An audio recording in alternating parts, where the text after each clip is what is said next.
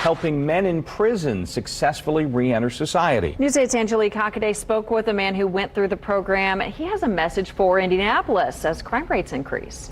Good morning. That's right. Indianapolis is approaching a record number of homicides, 177 as of Monday. But one formerly incarcerated man tells me he knows a possible solution, and he says it starts with putting pen to paper. One day, another butterfly was flying over him. Sitting on the front porch of his childhood home, And as he looked up, he saw the grace and majestic manner in which it flew. Corey Catherine recites a poem. And he wished he could do the same. Armed with a pen, a piece of paper, and now his freedom.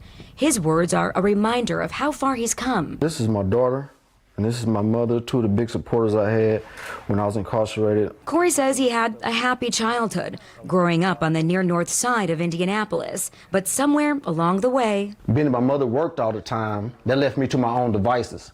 And then you grew up in communities where, crime and drug is rampant. It's easily for a child to get influenced. Corey went from parks and basketball to drugs, a choice that landed him behind bars at Plainfield Correctional Facility. I'm a big believer in second chances.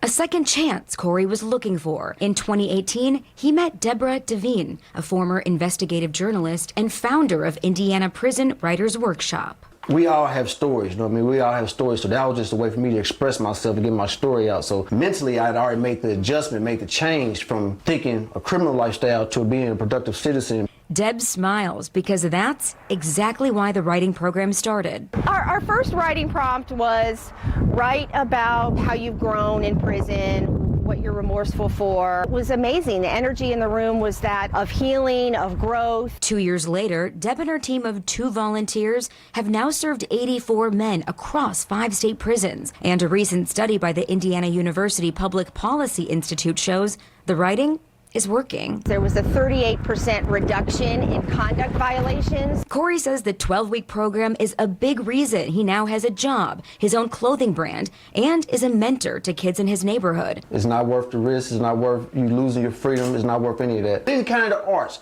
I believe that they could definitely help change lives.